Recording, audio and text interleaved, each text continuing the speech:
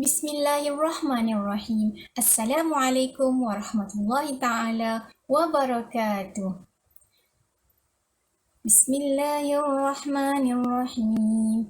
Allahumma aftah alaina hikmataka wanshur alaina min khazaini rahmatika ya arhamar rahimin.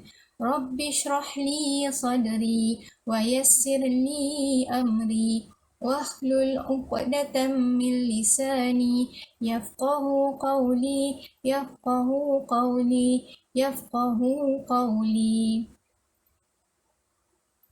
رب اغفر لنا ذنوبنا ولوالدينا وارحمهم كما ربونا صغارا وصلى الله على سيدنا محمد وعلى آله وصحبه وبارك وسلم والحمد لله رب العالمين.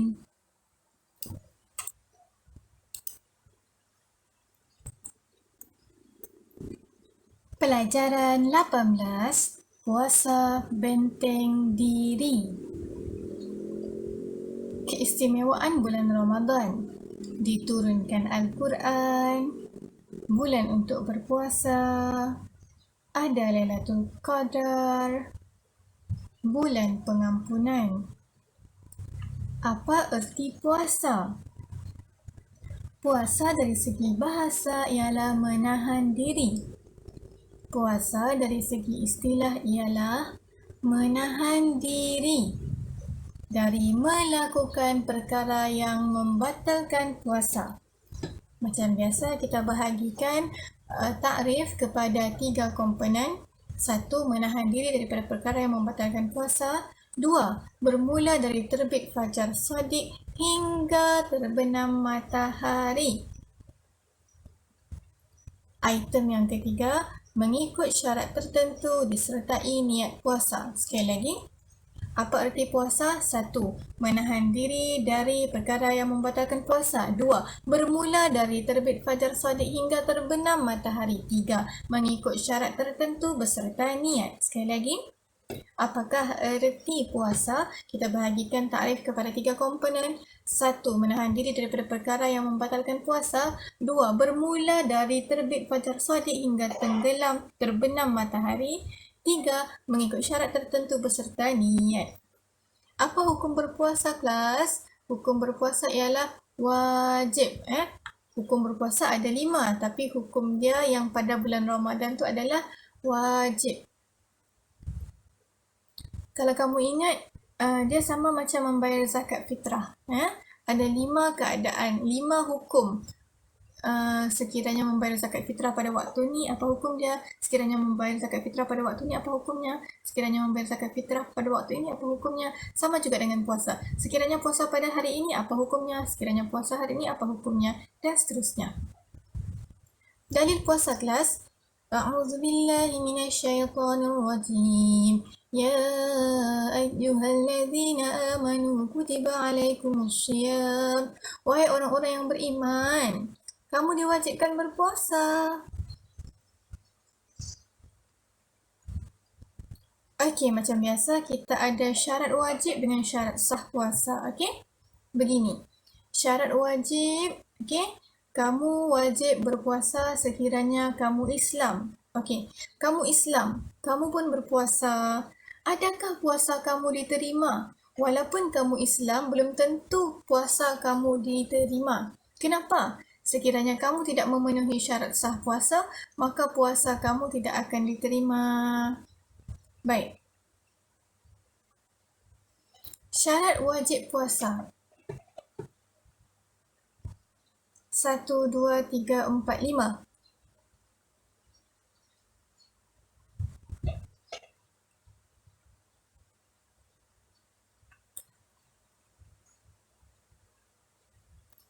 Syarat wajib puasa. 1. Islam. 2. Baligh. 3. Berakal. 4. Tidak uzur. 5. Tidak uzur. 4 dan 5 tidak uzur. Yang keempat, tidak uzur yang menghalang puasa. 5. Tidak uzur yang mengharuskan berbuka. Sekali lagi. 4. Tidak uzur yang menghalang berpuasa. 5. Tidak uzur yang mengharuskan berbuka. Nombor 4 ni tidak boleh puasa. Nombor 5 ni boleh berbuka. Sekali lagi, nombor 4 tidak boleh puasa. Nombor 5 boleh berbuka. Apa beza? Apa beza nombor 4 dengan nombor 5? Okay, dengar baik-baik ya. Nombor 4 ni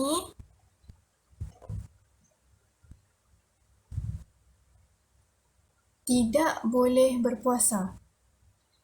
Sekiranya dia 1, 2, 3, dia tidak boleh berpuasa ya kelas. Sekali lagi, nombor 4 tidak boleh berpuasa. Nombor 5 boleh berbuka. Apa beza tidak boleh berpuasa dengan boleh berbuka? Baik, mari kita tengok nombor 4. Sekiranya dia 1, 2, 3, dia tidak boleh puasa. Baik, mari tengok yang atas. Sekiranya dia 1,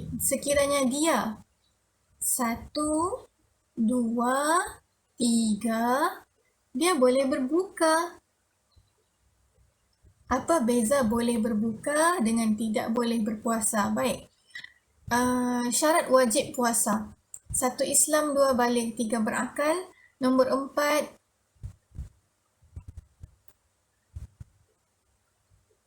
tadi kita belajar nombor 4 tidak boleh puasa. Nombor 5 boleh berbuka. Okey, syarat wajib nombor 4. Dengar baik-baik ya. Dia tidak boleh puasa. Ataupun dia bukannya orang yang tidak boleh puasa. Sekali lagi, nombor 4 tidak boleh puasa. Nombor 5 dia boleh berbuka. Sekali lagi, nombor 4 dia tidak boleh berpuasa. Nombor 5 dia boleh berbuka. Okey. Syarat wajib puasa.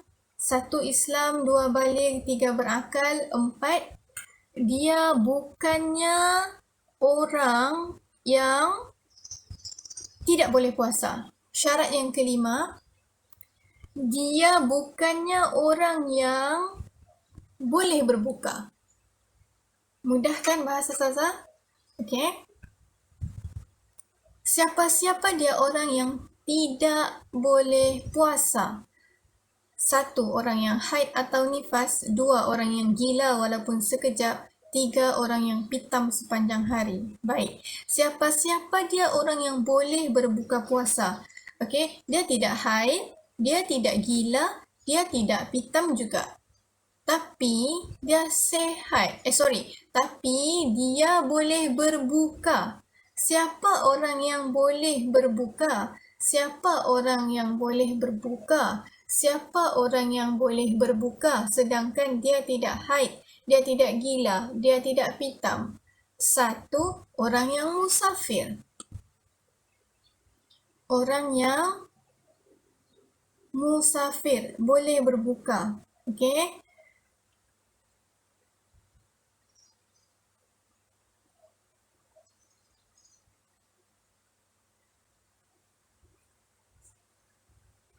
Beginilah. Kamu musafir. Kita berpuasa, contohnya, dari jam 6 pagi hingga jam 6 malam. Okey, kita puasa 6 pagi, kita berbuka 6 malam. Kita puasa 12 jam. Ditakdirkan kamu ni bermusafir ke negara di sebelah Timur Tengah. Okey.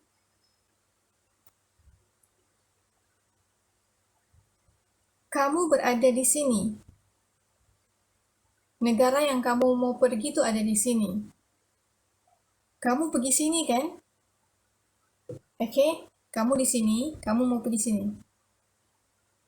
Matahari bermula dari mana, kelas? Matahari bermula dari sini. Matahari mau pergi ke sini. Okey? Sekali lagi, kelas. Kamu berada di sini. Kamu mahu musafir ke sini. Okey? Matahari di mana, kelas? Matahari di sini, kelas. Matahari mahu ke mana, kelas? Matahari mahu ke sini, kelas. Kamu di sini, kelas. Kamu mau bermusafir ke mana? Kamu mahu bermusafir ke sini, kelas. Matahari ada di mana? Matahari ada di sini, kelas. Matahari mau pergi mana? Matahari mau pergi sini, kelas. Jangan pening, okey?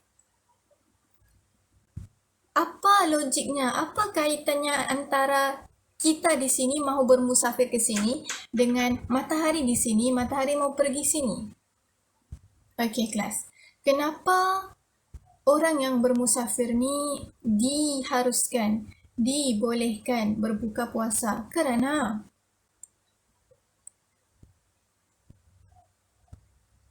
apabila kita bermusafir, kita berpuasa, apabila kita stay di sini, kita berpuasa dari pukul 6 hingga pukul 6. Apabila kita bermusafir, okey, kita berjalan dengan matahari. Apabila kita bermusafir, kita berjalan dengan matahari. Ditakdirkanlah ya kita berjalan ke negara ini. Kalau kita berjalan ke negara ini, lain lagi cerita dia. Okey. Kamu bermusafir, matahari berjalan. Kenapa kamu boleh berbuka puasa? Sekiranya kamu tidak bermusafir, kamu stay, kamu akan berpuasa dari jam 6 hingga jam 6. Okey? Tetapi apa yang berlaku sekiranya kamu musafir, kamu berjalan dengan matahari. Lagi jauh, lagi teli, lagi sekiranya lah perjalanan kamu tu mengikut matahari, okey, kamu tidak akan jumpa malam sampai bila-bila. Okey, kamu tidak akan jumpa malam sampai bila-bila sebab kamu berjalan ke negara yang mengikut arah pergerakan matahari. Kamu nampak tak logiknya? Kenapa kamu boleh berbuka puasa? Sebab kenapa orang musafir boleh berbuka puasa? Sebab, okey, contohnya lah kamu sudah berjalan 12 jam perjalanan. Negara asal kamu sudah malam tau. Tapi oleh sebab kamu berjalan dengan matahari, jadi walaupun 12 jam sudah berlalu, kamu tetap tidak berjumpa dengan maghrib. Kenapa? Sebab kamu berjalan seiringan dengan matahari. Jadi kenapa Allah tentukan syarat wajib berpuasa tu ialah mestilah orang tu Islam, mestilah orang tu baligh, mestilah orang tu berakal, mestilah orang tu bukannya orang yang tidak boleh berpuasa dan mestilah orang tu bukannya orang yang boleh berbuka. Inilah sebabnya. Okey? Harap kamu jelas ya. Kenapa orang bermusafir diharuskan berbuka puasa? Ya, bukan memanglah Allah cakap orang bermusafir boleh berbuka puasa. Tetapi kalau setakat perjalanan kamu tu dari Labuan contohlah dari Labuan, dari Sabah, dari Sarawak ke Tanah Melayu Semenanjung ataupun perjalanan kamu adalah dari Tanah Melayu di Semenanjung Malaysia ke Sabah Sarawak, rasanya tiada keperluan untuk berbuka sebab kapal terbang tu perjalanan dia dalam 2 jam setengah, bukannya 12 jam. Sebab itulah kategori 5 ni diharuskan berbuka puasa, dibolehkan berbuka puasa. Musafir boleh berbuka puasa. Bukannya dia cakap musafir wajib berbuka puasa. Okey?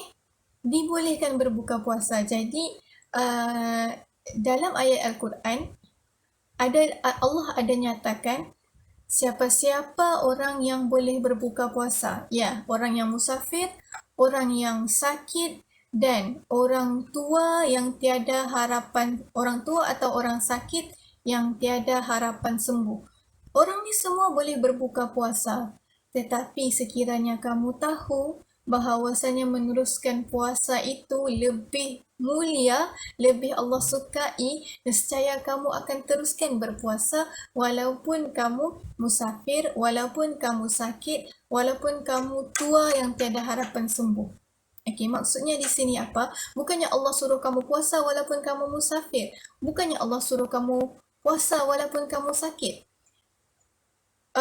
Maksudnya di sini, supaya kamu lebih jelas, macam yang saya cakap tadilah, ya, sekiranya perjalanan kamu seiring dengan matahari, ya, sekiranya perjalanan kamu seiring dengan matahari, okey, lebih berapa puluh jam perjalanan sekalipun, kamu tetap tidak jumpa dengan malam, kamu tetap siang, iaitu dibolehkan berbuka puasa. Tapi sekiranya kamu musafir, setakat dalam Malaysia, kamu musafir lebih 81 km, tetapi perjalanan tu masih lagi apa kata orang? Masih lagi alah naik kapal terbang je pun, bukannya apa? Bukannya mau mati sudah. Okey? Walaupun kamu musafir, kamu masuk kategori harus boleh berbuka puasa. Ya? Ingat ayat Quran Allah,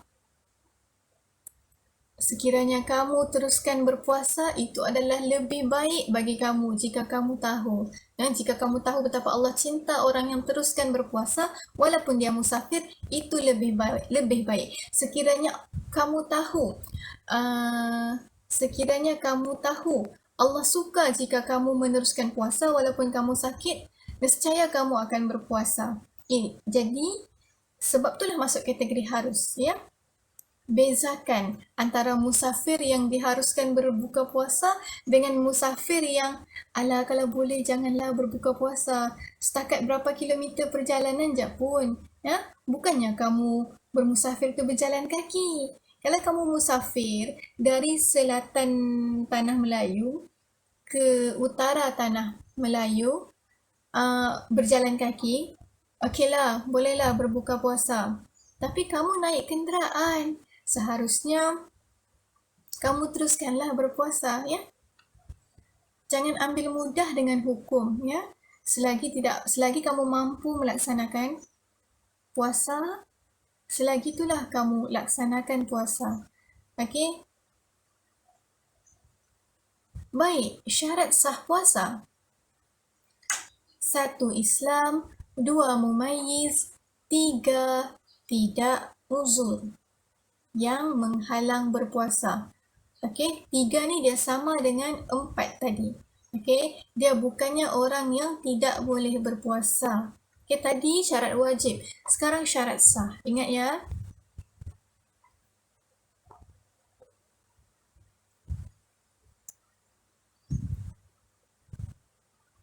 Syarat sah puasa hendaklah dia Islam. Okey, ada kawan-kawan kita yang bukan Islam kan, dia cuba-cuba mau puasa. Boleh, tiada masalah. Tapi puasa dia sah ke tidak? Tidak sah. Baiklah, kamu ada adik. Okey, ada adik yang dia kecil lagi, ya. Dia kecil lagi. Tapi dia mau puasa. Puasa dia kebaikan untuk seorang kanak-kanak itu berpuasa adalah, okay, kadang-kadang kita tengok budak-budak dia mau puasa, dia tidak mau puasa, dia mau makan, dia makan. Okay? Jadi benda tu sebenarnya semuanya adalah sebagai satu latihan kepada dia, ya, supaya apabila dia menempuh dia tempuh dengan tempoh, ya. Apabila dia menempuh tempoh yang dia sudah diwajibkan berpuasa, dia tidaklah akan rasa mau, aku mau buka puasa. Time tu kalau dia buka puasa, dia berdosa sudah. Jadi apabila dia berpuasa semasa dia masih lagi dalam lingkungan usia kanak-kanak, dia menempuh tempoh belajar. Supaya apabila dia menempuh tempoh wajib puasa, dia tidak terkejut. Yang seterusnya, bukanlah dia orang yang tidak boleh berpuasa. Bukanlah dia orang yang tidak boleh berpuasa. Siapa-siapa dia orang yang tidak boleh berpuasa? Orang haid. Jika dia berpuasa, puasa dia tidak sah. Orang gila, dia berpuasa, puasa dia tidak sah. Orang pitam, dia berpuasa. Pitam mana sedar mau makan. Jadi pitam tu, dia ngam-ngam azan subuh, lepas sembahyang subuh, dia pitam sampai azan Maghrib. Nah, berpuasa dia. Oh tidak, orang yang pitam sepanjang hari juga tidak sah puasa dia. Rukun dan perkara yang membatalkan puasa. Rukun puasa hendaklah berniat dalam hati. Nawaitu sawma ghadin an ada'i fardhi syahri ramadana hadhihi sanati lillahi ta'ala.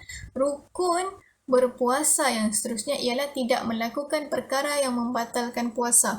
Apa dia perkara yang membatalkan puasa, kelas? 1. Makan dan minum. 2. Muntah dengan sengaja. Muntah dengan sengaja ni, kita elok diam-diam, kita pergi masukkan tangan kita dalam kerongkong, buat. Akhirnya kita muntah. Mak, aku muntah, mak. Aku tak payah puasa. Kalau kamu muntah yang kamu buat-buat, kamu sengaja muntah, iya, batal puasa kamu. Yang ketiga, haid atau nifas. Yang keempat, mengeluarkan air mani dengan sengaja. Yang kelima, pitam sepanjang hari. Yang keenam, hilang akal. Yang ketujuh, memasukkan sesuatu ke dalam anggota badan melalui rongga terbuka. Yang ke-8, bersetubuh. Yang ke-9, murtad. Seterusnya, perkara makruh ketika berpuasa. Kamu buat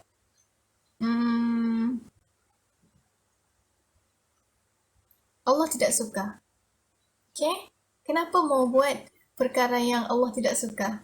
Jangan. Okay? Batal puasa? Tidak batal. Tapi Allah tidak suka. Okay? 1. Tidur berlebihan sepanjang hari. Okay, hanya bangun untuk solat sahaja. Lepas solat tidur balik. Okay, Allah tidak suka. Yang kedua, merasa makanan di lidah tanpa menelan. Jangan buat pula mentang-mentang makruh dia begini ya.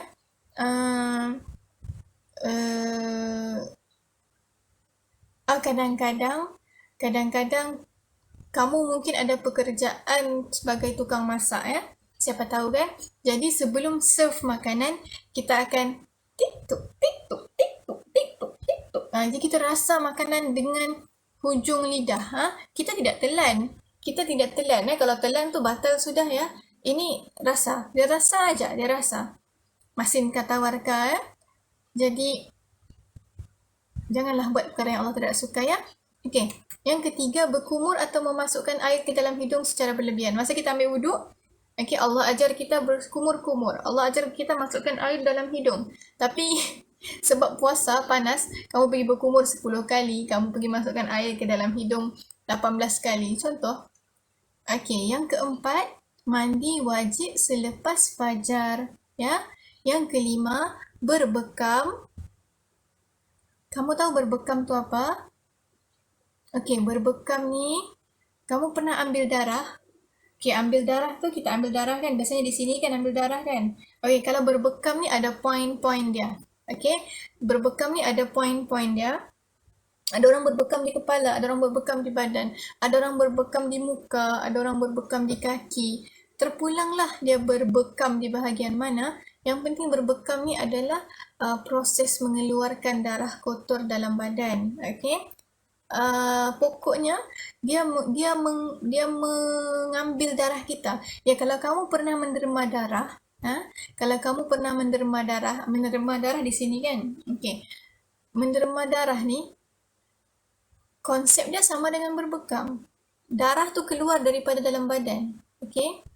Darah kita ni mengandungi ada oksigen, ada karbon dioksida, ya. Jadi proses karbon dengan proses oksigen dengan CO2 tu dia sentiasa bertukar-tukar lah ya dalam darah tu kan. Maksudnya darah tu berjalan dalam badan ya. Jantung pam darah. Jadi badan kita perlukan darah ya. Badan kita perlukan darah ya. Darah bawa oksigen, okey? Darah bawa oksigen dalam badan, jadi badan memang perlukan darah. Apabila darah keluar dari dalam badan, okey, apabila darah keluar dari dalam badan, kita ada satu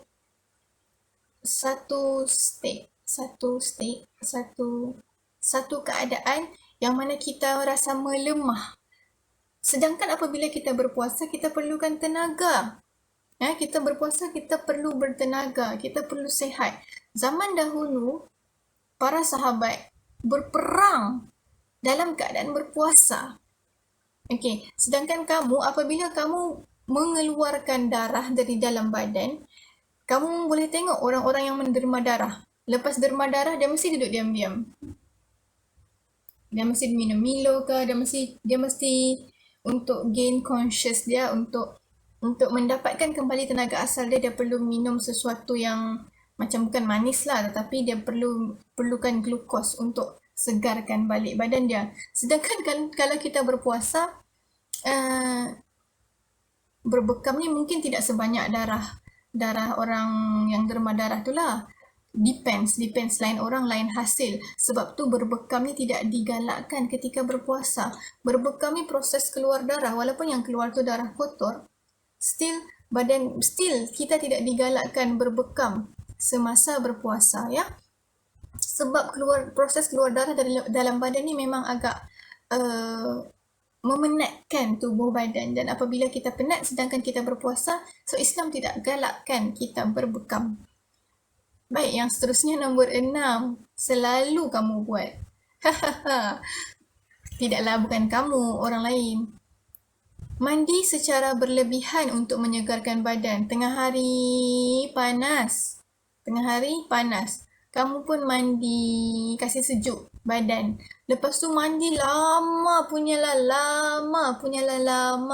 Oi, janganlah begitu ya. Semasa berpuasa tidak digalakkan mandi secara berlebihan.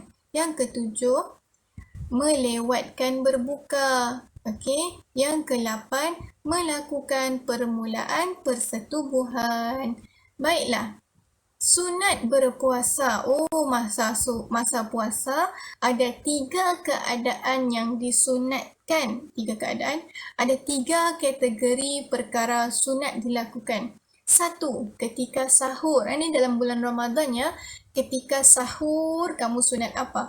Ketika berbuka, sunat apa? Ketika beribadah pada waktu malam, sunat apa? Mari kita tengok sama-sama. Sunat puasa.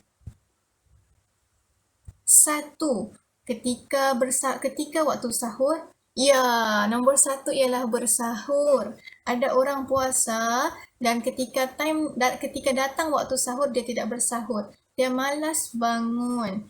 Ya, pada sahur itu ada barakah ya. Barakah yang tidak dapat dilihat dengan mata kita, tetapi dapat dirasakan oleh orang yang memaknakan sahur itu sendiri. Yang kedua, melewatkan sahur. Yang ketiga, mandi wajib sebelum fajar jika berjunub. Baiklah, ketika berbuka puasa, sunat dia apa? Segera berbuka. Jangan salah faham apa erti segera berbuka. Dengar azan, terus berbuka. Dengar azan, terus berbuka. Dengar azan, terus berbuka. Bukan itu yang dimaksudkan dengan setepat-tepatnya. Yang orang ramai faham, biasanya begitu. Okey, sedangkan sebaik-baiknya adalah tunggu azan tu habis. Okey, kalau tidak sabar sekalipun lah. Sewaktu dia start mau baca la ilaha illallah tu, sewaktu muazzin mau start baca la ilaha illallah tu, boleh sudah start pegang minuman ke, kurma ke, apakah. Okey? Jangan salah faham. Jangan salah faham dengan maksud segera berbuka. Okey? Kenapa? Sebab kadang-kadang kita tidak sengaja. Kadang-kadang imam terazan awal. Kadang-kadang radio tersalah pasang. Kadang-kadang muazzin dia tengok dia tertidur. Dia tidak sengaja penat, alahai dia tertidur. Lepas tu dia terbangun, dia salah tengok jam, dia terus azan. Kita pun tengah tidur. Lepas tu terdengar azan, bangun terus berbuka.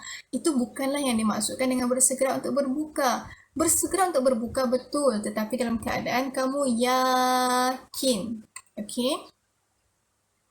Yang kedua, mendahulukan kurma, air atau makanan manis ketika berbuka. Yang ketiga, membaca doa berbuka. Allahumma laka sumtu wa ala rizkika aftartu, dhahaba dhama'u wabtallatil uruq wa sabatal ajru insyaallah. Ya Allah, kerana-Mu aku berpuasa, dengan rezekimu aku berbuka, hilang dahaga dan basah urat saraf, dan tetaplah pahala dengan izin-Mu. Yang keempat, menjamu orang lain berbuka puasa walau hanya dengan sebiji kurma atau seteguk air.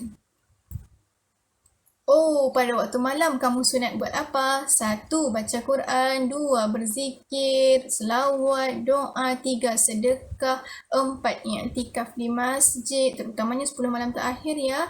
5. Menahan lidah daripada perkara yang haram seperti mengumpat dan berbohong. Dapat pahala guys. Nombor 6. Menahan diri daripada perbuatan yang tidak sepatutnya ya. Dan yang ketujuh, solat tarawih dan witir. Ini waktu malam sahaja ya kelas. Okey, jenis-jenis puasa. Ada 1, 2, 3, 4. Ada puasa wajib, ada puasa sunat, ada puasa makruh, ada puasa haram. Puasa wajib tu apa? Puasa Ramadan, puasa qada, puasa nazar, puasa kafarah. Puasa Ramadan tu semua tahu. Puasa qada tu puasa ganti ya. Dalam bulan Ramadan kita tidak puasa, jadi kita wajib qada. Jadi puasa tu masuk kategori wajib. Yang seterusnya puasa nazar. Puasa nazar tu apa kelas? Biasanya orang buat ni dia berjanji ya, dia berjanji dengan Allah ataupun dia berjanji dengan siapa-siapa sekalipun. Sekiranya aku lulus peperiksaan, aku bernazar, aku berjanji aku akan berpuasa. Jadi dia masuk kategori wajib. Hati-hati ya bila bernazar ya. Dia masuk, puasa tu masuk kategori wajib. Dan seterusnya ialah puasa kafarah. Puasa kafarah ni apa kelas? Puasa, nanti kita tengok di muka surat selepasnya. Ya, muka surat selepas ini. Okey, yang kedua ialah puasa sunat. Bila-bila dia puasa sunat, ada banyak ya kelas. Kamu hafal mana yang kamu mampu, yang kamu tidak mampu, tidak apa. 1. Puasa Isnin Khamis. 2. Puasa Nabi Daud. Puasa Nabi Daud ni macam mana? Dia puasa sepanjang tahun. Puasa sepanjang tahun? Okey, begini. Dalam setahun ada 365 hari. Tolak Ramadan lah ya. Okey, dia Nabi Daud puasa macam mana? Hari ni puasa, besok tidak puasa. Hari ni puasa, besok tidak puasa. Hari ni puasa, besok tidak puasa. Hari ni puasa, besok tidak puasa. Hari ni puasa, besok tidak puasa. Hari ni puasa, besok tidak puasa. Faham? Selang-seli. Okey. Yang ketiga, puasa hari Arafah. Okey. Hari Arafah ni apa kelas? Hari Arafah ni hari orang berwukuf di Arafah. Apabila umat Islam menunaikan haji, ya, rukun haji yang ke berapa tidak tahulah, yang penting mula-mula Zulhijjah tu orang akan berwukuf di Arafah. Perumpamaan wukuf di Arafah ni adalah seakan-akan seperti seolah berkumpul di padang mahsyar. Okey. Yang seterusnya ialah puasa Tasu'a dan puasa Ashura, puasa 9 dan puasa 10 Muharram. Okey.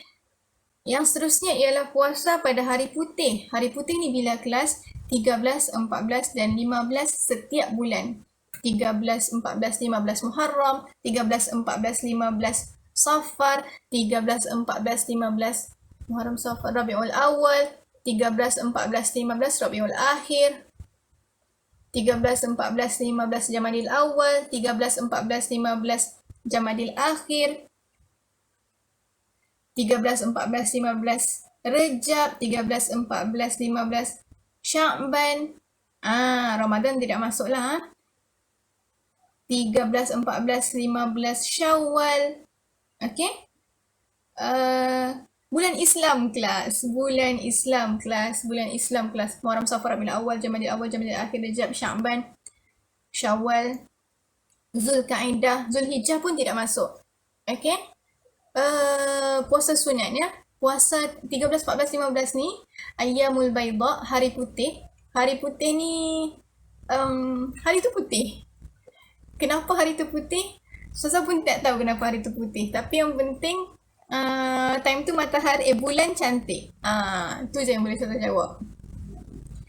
Yang seterusnya puasa 6 hari pada bulan Syawal selepas Aidilfitri. Okey. Hari raya pertama tu haram puasa. Okey. Hari 2 Syawal, 3 Syawal, 4 sampai ke akhir Syawal boleh sudah puasa 6 hari ya. Okey, yang ketiga makruh puasa. Makruh puasa hari Jumaat. Tengok di belakang tu ada sahaja. Okey, mau puasa hari Jumaat boleh. Gandingkan dengan hari Khamis. Mau puasa hari Jumaat boleh. Gandingkan dengan hari Sabtu. Okey. Makruh puasa yang seterusnya. Puasa hari Sabtu sahaja. Mau puasa hari Sabtu boleh.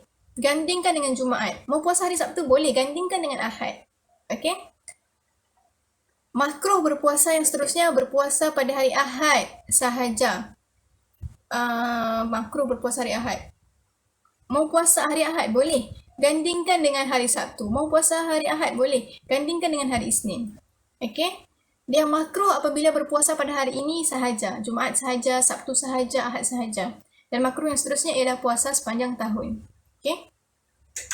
Haram berpuasa pada hari raya Aidilfitri dan Ailadha. Haram berpuasa pada 11, 12 dan 13 Zulhijjah, hari Tashrik. Haram berpuasa selepas nisfu Sya'ban kecuali orang yang biasa puasa. Haram berpuasa pada bulan Sya'ban. 15 hari terakhir bulan Sya'ban tu haram berpuasa.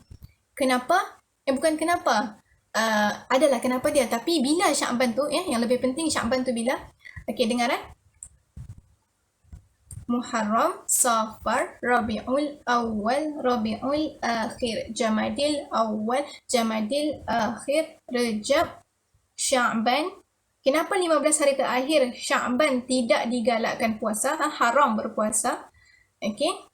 Kerana selepas ni ada Ramadan. Ramadan ni kita akan berpuasa sebulan penuh. Ramadan kita akan berpuasa sebulan penuh. Jadi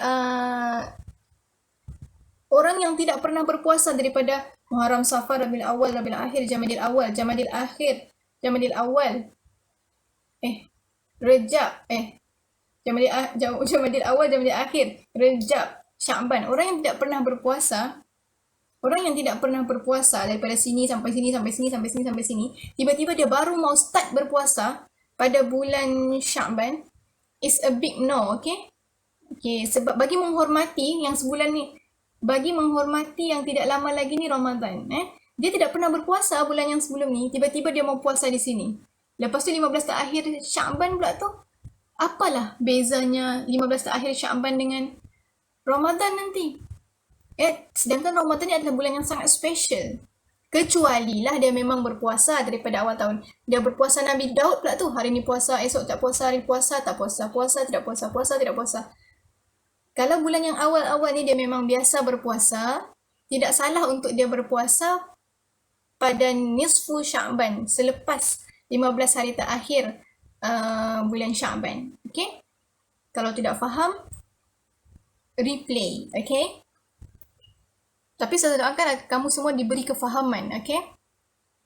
Yang seterusnya ialah haram berpuasa pada hari Syak, iaitu 30 Sya'ban. Okay. Bila 30 Sya'ban ni? Sehari sebelum Ramadan. Ya, haram berpuasa sehari sebelum Ramadan. Ya, tapi ala kulli hal, apapun kita tidak boleh tidak boleh menyamakan diri kita dengan orang yang memang berpuasa, memang sepanjang tahun dia memang berpuasa. I mean, dia memang berpuasa setiap Isnin Khamis, dia memang berpuasa, memang tidak pernah skip. Jadi kita tidak boleh samakan diri kita dengan orang yang berpuasa penuh. Ya, memang bukan berpuasa penuh. Yang memang rutin dia ialah berpuasa. Jangan samakan diri kita dengan mereka. Okay? Golongan yang diharuskan berbuka puasa, mau berbuka boleh, tetapi ketahuilah olehmu bahawasanya meneruskan puasa itu adalah lebih baik. Allah suka. Tapi macam yang saya cakap tadi, ya, musafir yang macam mana? Ya, musafir yang, alah, kalau setakat di sini pergi sana, tak payahlah berbuka. Allah suka lagi kamu stay. Okay? Allah suka lagi kamu teruskan puasa. Berbezalah dengan musafir yang berpuluh-puluh jam perjalanan. Dia jalan, tidak pandai malam. Dia jalankan dengan matahari. Bila dia jalan dengan matahari, memang matahari kan sentiasa ada. Kan matahari kan bukan matahari, bijak yang berputar. Bumi pun berputar kan? Bumi berputar.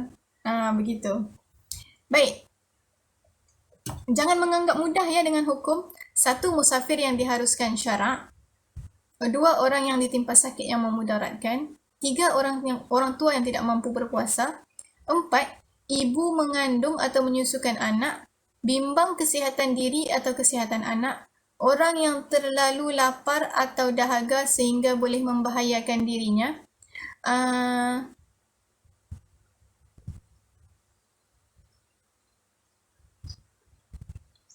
Ada satu kes ni,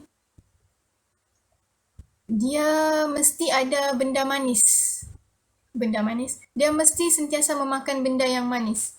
Maksudnya setiap berapa jam dia perlu ambil gula. Hypoglycemic. Apalah sakit tu, tak tahulah. Yang penting dia mesti sentiasa ada gula dalam badan. Kalau tiada gula dalam badan, dia boleh membahayakan dirinya. Yang ni baru boleh berbuka, okey? Yang macam rasa mau mati sudah tu baru boleh berbukalah. Kalau selagi belum ada rasa mau mati tu, kalau boleh jangan berbukalah. Yang seterusnya, orang yang melakukan pekerjaan berat sehingga boleh memudaratkan dirinya jika meneruskan puasanya. Okay? Sama juga. Terms pekerjaan berat bagi setiap orang ni berbeza. Ingat jangan sewenang-wenangnya, jangan semudah-mudahnya mengambil ringan terhadap hukum. Oh, Allah bilang siapa yang melakukan pekerjaan berat boleh berbuka. Selagi kamu melakukan pekerjaan berat tapi belum ada rasa mau mati lagi, teruskan je puasa. Yang puasa orang yang bekerja berat ni lebih besar pahala dia daripada puasa orang yang tidak bekerja. Jangan lihat kepada orang ni dibolehkan berbuka puasa, tapi lihatlah kepada betapa besarnya pahala orang yang meneruskan puasa. Tapi macam biasalah, ingat macam musafir tadi kan? Paling mudah musafir lah. Jangan samakan musafir kita dengan musafir orang. Ya, musafir kita tahu berapa jam perjalanan. Musafir orang tu, dia berpuluh-puluh jam perjalanan pun dia tetap tidak jumpa matahari. Tahu? Ada tahu perjalanan yang begitu. Jangan terkejut. Okay? Baik kelas. Sekarang kita akan masuk ke bahagian yang agak penting ya. Qada, fidyah, kafarah. Qada, fidyah, kafarah. Qada, fidyah, kafarah. 1. Qada. Menggantikan hari puasa Ramadan bagi setiap hari yang ditinggalkan. Qada, tidak berpuasa 7 hari. Qada, mesti ganti. Okay? Mesti ganti. Ganti dengan apa kelas? Ya, kamu tidak puasa, gantinya dengan puasa jugalah. Okay? Yang seterusnya ialah fidyah. Kamu tidak berpuasa. Dan sehingga masuk Ramadan yang akan datang pun kamu tidak mampu menggantikan puasa kamu dengan puasa. Okey? Step pertama, hendaklah kamu ganti puasa dengan puasa. Ya Allah, sepanjang tahun sakit ataupun sepanjang tahun koma. Setahun ya koma. Contohnya, jadi tidak dapat ganti puasa yang ditinggalkan pada tahun lepas. Apa yang perlu dilakukan ialah memberi makan fakir miskin dengan kadar secupak makanan asasi sesebuah negara bagi sehari puasa yang ditinggalkan. Contohnya, start koma daripada hari terakhir Ramadan. Okey. Lepas tu sehinggalah masuk ke Ramadan tahun ini, belum ganti lagi puasa tahun lepas. Maklumlah, dia mungkin koma sepanjang tahun ataupun mungkin sakit sepanjang tahun, dia sedar. Tapi dia setiap hari mesti makan ubat ya. Bergantung kepada keadaan seseorang itu ya. Baik, dia mesti buat apa? Dia tidak boleh qada puasa, dia mesti buat apa? Dia mesti membayar fidyah. Fidyah tu apa? Menggantikan sehari puasa dengan secupak makanan asasi. Macam negara kita, makanan asasi kita beras. Negara lain, makanan asasi dia gandum. Negara lain lagi, makanan asasi dia mungkin kurma. Negara lain lagi, makanan asasi dia mungkin jagung. Berbeza-beza setiap tempat. Jadi kelas, sehari yang ditinggalkannya yang tidak berpuasa, hendaklah digantikan dengan secupak makanan asasi. Secupak tu apa sah? Secupak tu 675 gram makanan. Dia tidak sampai 1 kilo punya secupak. Baiklah, yang seterusnya ialah kafarah. Apa itu kafarah? Kafarah ialah denda yang dikenakan kepada suami yang membatalkan puasa pada bulan Ramadan dengan melakukan persetubuhan iaitu jima' mengikut turutan berikut. First step yang mesti dilakukan oleh orang yang hendak membayar kafarah ialah, dia berbeza ya dengan tasbih kifarah dan suratul Asr, berbeza dengan kafarah. Kafarah ni denda. Step 1, hendaklah dia memerdekakan seorang hamba. Alamak, mana ada dia hamba? Zaman sekarang mana ada hamba? Ada hamba di rumah kamu? Tiada. Jadi, sekiranya tidak ada hamba yang hendak dimerdekakan, ataupun nombor 2 ni lah, jika tidak mampu, hendaklah dia berpuasa 2 bulan berturut-turut tanpa henti. 2 bulan, contohnya 2 bulan tu 60 hari, hendaklah dia berpuasa 60 hari straight tanpa henti. Ya Allah, tiba-tiba ya dia berpuasa 59 hari, hari yang ke-60 tu dia pergi makan, dia tidak tahan berpuasa. Maksudnya berpuasa tu bukannya daripada siang sampai ke besoknya, tidak. Berpuasa macam biasa, malam berbuka. Malam tu berbuka, malam boleh makan macam biasa. Okey, yang penting the point here is 59 hari dia berpuasa, hari ke-60 dia macam penat sudah, dia macam fed up sudah, dia berpuasa, dia macam hai malas sudah aku berpuasa, dia berbuka hari ke-60, dia mesti ulang balik daripada puasa hari pertama. Okay? Burn, 59 hari yang dia sudah berpuasa tu burn. Dia mestilah syarat dia berturut-turut. Berturut-turut. Mesti berpuasa 60 hari berturut-turut. Okay? Setahun ada 12 bulan. Okay, dia tidak puasa bulan Ramadan, kita tolak sudah 1 bulan. So, dia ada jumlah trial sebanyak let's say lah 11 bulan. Kena cari pula tu masa yang sesuai untuk berpuasa 60 hari berturut-turut. Sebab apa? Sebab ada hari yang diharamkan berpuasa.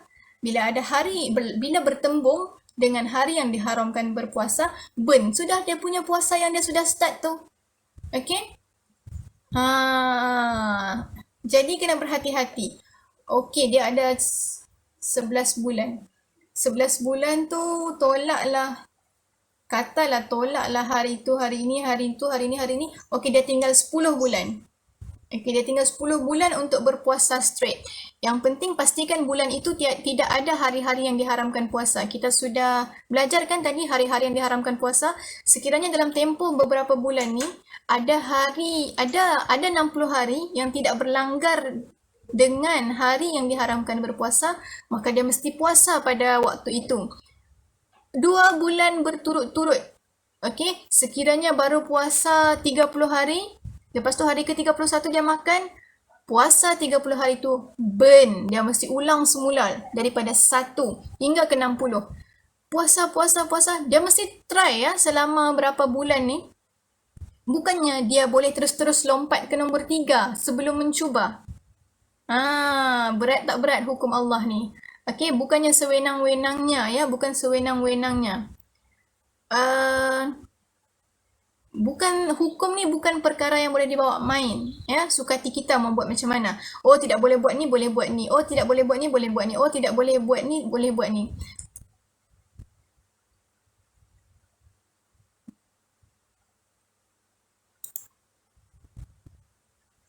Tiba-tiba sampai sudah dia kepada bulan Syaban Rejab. Okey, sampai sudah dia kepada bulan Rejab. Bulan Rejab 30 hari. Bulan Syaban 30 hari. Masuk Ramadan. Tiba-tiba bulan Rejab dia sakit. Dia sudah try ya berpuasa daripada awal bulan ni, daripada sepanjang-panjang tahun ni dia sudah try berpuasa. Bukannya dia tidak try berpuasa. Dia berpuasa tapi burn. Dia puasa tapi burn. Dia puasa tapi burn. Ya. Sampai bulan Rejab. Bulan Rejab sakit. Jadi kurang sudah 2 bulan. Apalah mau buat ni? Macam mana ni? Puasa belum ganti lagi 60 hari. Jika tidak mampu, hendaklah dia memberi makan kepada 60 orang miskin dengan kadar secupak seorang. Ya, bukannya sukati-sukati mau lompat dari satu hukum ke satu hukum, dari satu hukum ke satu hukum. Ya.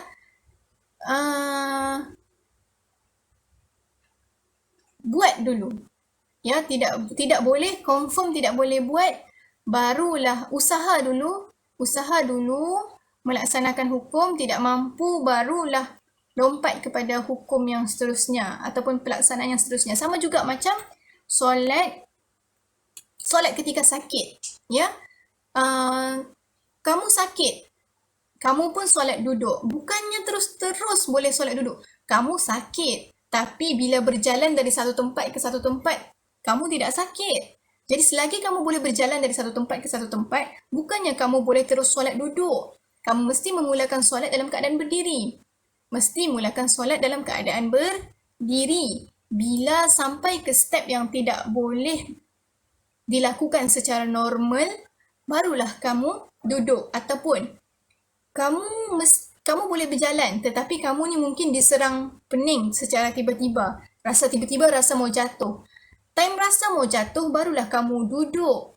Solat duduk. Bukannya daripada awal solat kamu dah mula duduk.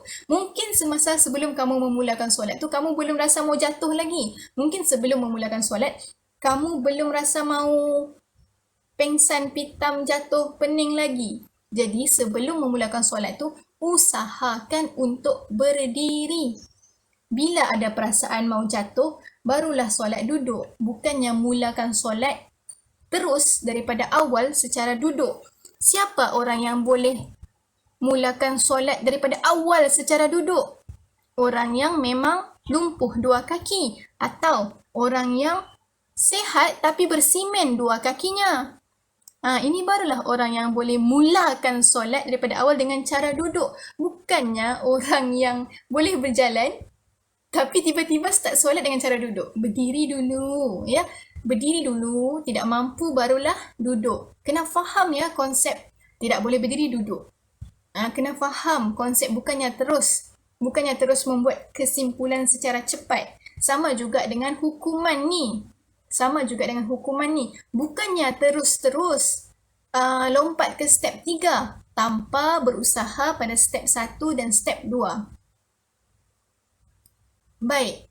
Seterusnya, qada, fidyah dan kafarah bagi golongan yang diharuskan berbuka puasa. 1. Wajib qada. Siapa dia orang yang wajib qada puasa? Qada tu apa kelas? Tadi kita dah belajar. Wajib qada puasa, wajib ganti puasa dengan puasa. Yang kedua, wajib ganti, bukan wajib. Okey, tengok balik ya, erti dia. Qada ni apa kelas? mengganti puasa dengan puasa. Fidyah ni apa kelas? Mengganti puasa dengan memberi makan. Kafarah ni apa kelas? Mengganti puasa dengan cara 1, 2, 3. Sekali lagi, qada ni mengganti puasa dengan puasa. Fidyah ni mengganti puasa dengan memberi makan. Kafarah ni mengganti puasa dengan cara 1, 2, 3. Baik kelas, siapa-siapa dia orang yang wajib mengganti puasa dengan puasa? 1. Musafir yang dibolehkan. 2. Orang yang sakit. 3. Perempuan haid atau nifas. 4. Ibu yang mengandung atau menyusukan anak yang bimbang kesihatan diri. Baik. 2. Wajib fidyah. Siapa orang yang mesti ganti puasa dengan cara, bukan mesti, sorry. Okey, tidak apa. Ini adalah pengertian secara supaya agar kamu faham ya. Bukannya pengertian yang tepat, okey? Orang-orang yang mengganti puasa dengan cara membayar. Orang-orang yang mengganti puasa dengan cara memberi makan. Memberi makan apa? Bukan memberi makan nasi ayam 1. Membayar 675 gram kah? Yes, 675 gram. 1 hari tidak puasa, 675 gram. 2 hari tidak puasa, 675 gram. Campur, tambah 675 gram. Darablah. 5 hari tidak puasa, 0.675 gram darab 5. Okay, so total dia hendaklah diberi makan kepada berapa-berapa orang. Siapa-siapa dia yang membayar puasa dengan cara memberi makan? 1. Pesakit yang tiada harapan sembuh daripada tahun lepas dia sakit sampailah ke Ramadan tahun ni dia masih sakit lagi. Yang kedua, orang tua yang tidak mampu berpuasa. 3. Orang yang mati sebelum sempat qada puasa. Okey. Ditakdirkan ada seorang hamba Allah meninggal. Dia tidak sempat qada puasa. Okey. Waris dia boleh bayarkan fidyah. Boleh bayarkan puasa dia. Okey? Baik, golongan yang ketiga. Golongan yang mesti qada dan fidyah. Qada apa kelas? Dia mesti bayar puasa dengan puasa plus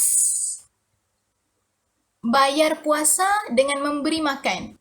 Ingat, beri makan tu bukan beri orang nasi ayam. Ya. 1, dia mesti ganti puasa dia. Dalam masa yang sama, dia mesti beri orang beras. Okey? Beri orang beras 675 gram kalau 1 hari tidak puasa. Atau sekarang mungkin orang bayar nilai beras tu ya. Nanti kita tengok. Siapa-siapa dia orang yang mesti ganti puasa dan pada masa yang sama dia mesti beri orang makan. Ibu yang mengandung atau menyusukan anaknya yang bimbang kesihatan anaknya. Okey. Beza ya dengan atas tadi. Yang seterusnya ialah tidak qada puasa tanpa keuzuran sehingga masuk bulan Ramadan seterusnya. Okey. Bulan Ramadan, seorang perempuan ni dia tidak puasa 7 hari. Bulan Ramadan dia tidak puasa 7 hari. Sepanjang hidup dia, sepanjang dia hidup pada tahun ini, sehinggalah ke Ramadan yang akan datang, Ramadan tahun ni dia tidak puasa 7 hari. Tiba-tiba datang sudah Ramadan tahun depan.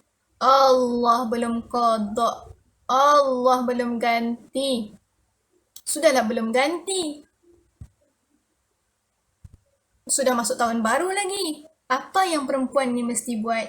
Dia tidak hanya perlu mengganti puasa dia, tetapi dalam masa yang sama dia didenda. Dia didenda apa? Dia perlu membayar fidyah berapa hari yang dia tidak puasa tu. Okay, dia perlu qada satu dan dia perlu lagi memberi makan. Dia perlu qada dan dia perlu memberi makan. Dia perlu bayar puasa dengan puasa. Dia perlu bayar puasa dengan cara memberi orang makan. Ingat ha? Baik. Sebelum kamu keliru, ibu mengandung atau menyusukan. Baik.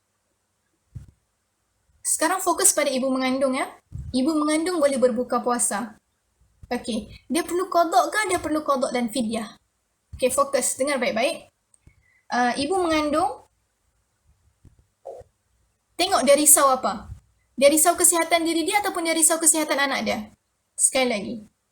Ibu mengandung atau ibu yang menyusukan, okey, dia perlu berpuasa, hukum asal dia wajib berpuasa. Tetapi dia boleh berbuka puasa. Sekarang ni dia boleh berbuka puasa. Dia perlu ganti puasa sahaja ataupun dia perlu ganti puasa dan dia perlu ganti puasa tu dengan memberi orang makan. Okey, kita lihat dan kita perhatikan baik-baik. Ibu yang mengandung dan ibu yang menyusukan. Tanya dia, kenapa kamu berbuka? Kamu risaukan kesihatan kamu ataupun kamu risaukan kesihatan bayi yang kamu kandungkan ataupun kamu risaukan bayi yang kamu susukan? Ya, ada dua kategori ya. Risau kesihatan sendiri atau risau kesihatan bayi. Risau kesihatan sendiri atau risau kesihatan bayi. Ibu mengandung dan menyusukan. Kenapa tidak puasa? Risau kesihatan diri ke risau kesihatan bayi? Sekiranya dia risaukan kesihatan diri dia hanya perlu qada sahaja. Okey? Dia tidak puasa 30 hari, dia hanya perlu qada puasa 30 hari sahaja. Oh, kenapa berbuka puasa? Kenapa ibu mengandung, ibu menyusu tidak berpuasa? Saya risau anak saya sakit. Saya risau bayi dalam kandungan. Okey, sekiranya dia risaukan anaknya, dengar baik-baik. Sekiranya dia risaukan anaknya, bukannya dia risaukan kesihatan dirinya sendiri, dia tidak puasa 30 hari ya, contoh. Dia perlu qada puasa, dia perlu bayar puasa dengan puasa. 30 hari tak puasa, 30 hari lah dia bayar. Dan dia perlu bayar puasa dengan memberi makan. 30 hari dia tidak puasa, 30 hari lah dia perlu 30 cupak beras lah dia perlu bayar kepada orang yang memerlukan. Jelas? Sekali lagi. Ibu mengandung menyusukan. Tidak puasa 30 hari. Tidak ada masalah. Okey? Alah. Tapi, tanya, kenapa tidak puasa 30 hari? Pilih. Risau kesihatan diri atau risau kesihatan bayi. Jika risau kesihatan diri, ganti puasa, bayar puasa dengan puasa 30 hari. Risau kesihatan bayi, bayar puasa dengan puasa 30 hari plus bayar puasa dengan beri 30 cupak beras. Sebab 30 hari tidak puasa kan? Kepada orang yang memerlukan. Baik, jelas? Kita akan masuk kategori yang keempat. Wajib qada dan kafarah. Suami yang membatalkan puasa pada bulan Ramadan dengan melakukan persetubuhan, iaitu jima'. Baik kelas, apa itu hikmah berpuasa? Pilih apa yang kamu suka. Yang pasti-pasti dapat pahala lah ya kan? Tambah ketaatan kepada Allah dan seumpamanya. Baiklah, semoga semua sentiasa berada dalam rahmat dan kasih sayang Allah. Saya doakan agar semua sentiasa sihat dan faham apa yang kita sampaikan pada hari ini. Sampai bertemu lagi dalam kelas yang akan datang. Bye. Assalamualaikum.